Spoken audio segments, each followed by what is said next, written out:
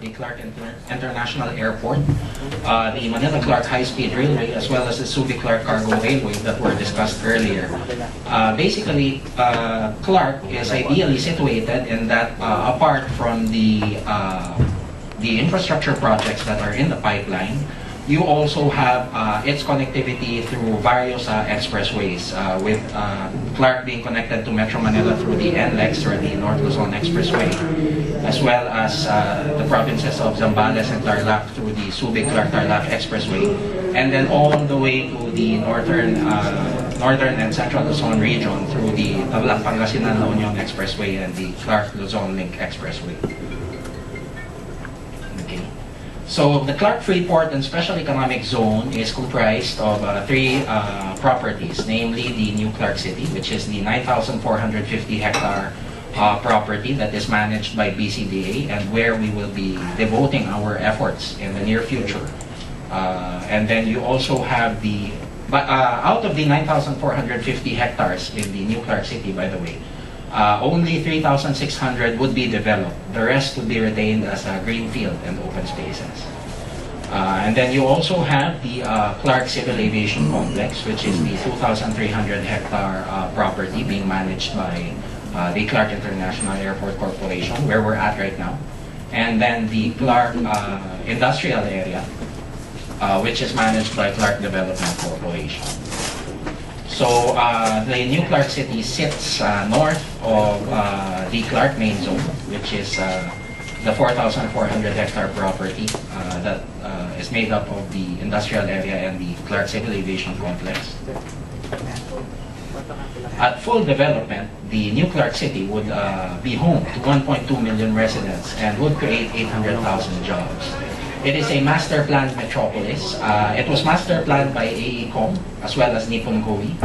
It is disaster resilient in that it does not sit on any fault lines. It is bounded on both sides by mountain ranges.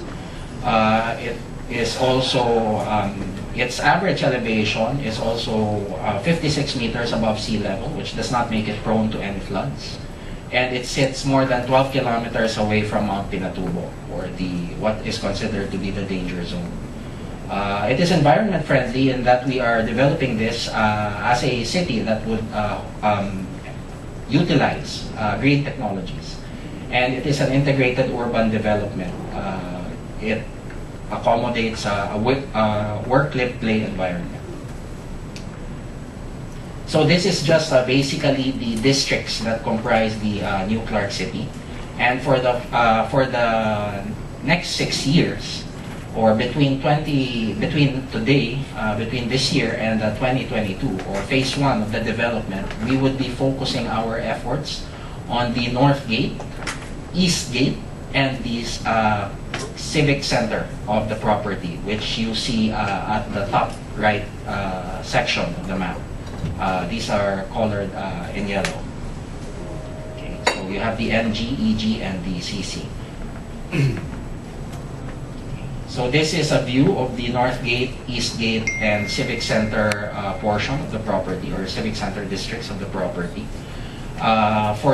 For this property, we've already broken ground on the Civic Center, which is bounded in yellow in the map. It is 60 hectares.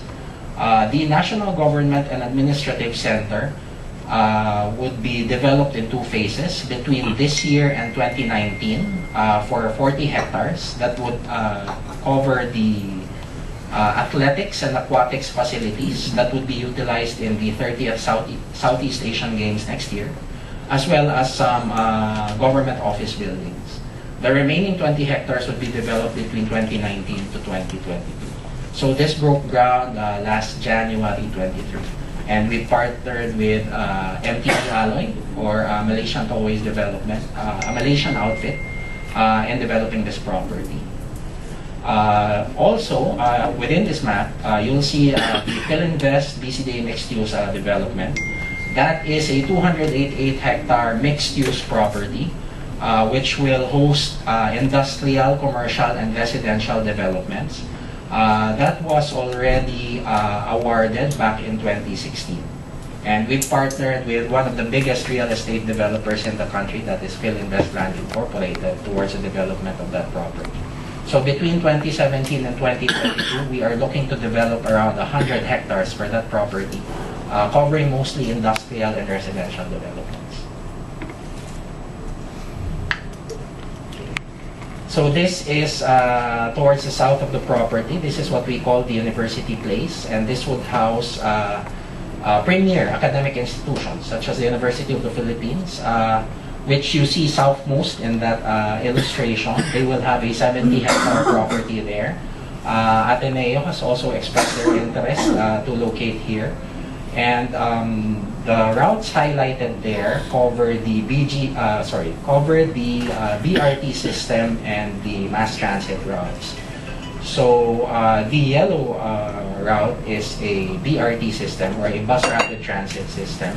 And then where you see the UP station, that line is the connection for the Manila-Clark Railway, which will eventually extend to the new Clark City.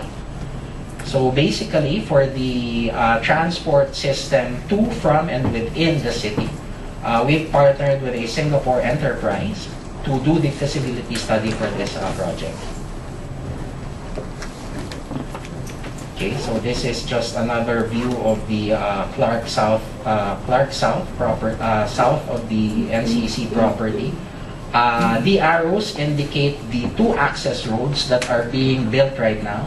One is an access road that connects the new Clark City going to the Clark Airport. That is a 17 to 18 kilometer access road that will be completed next year and would enhance connectivity between New Clark City to the Clark main zone. The other access road, which you see at the top of the map, would connect NCC to the MacArthur Highway and eventually to the SCTEX access, eventually to the Subic-Clark-Tarlac Expressway. So both these roads will be completed by next year.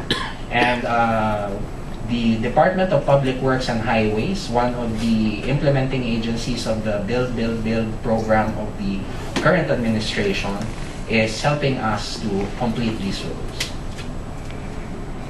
So what you'll see next is a drone video of the access roads that are being built.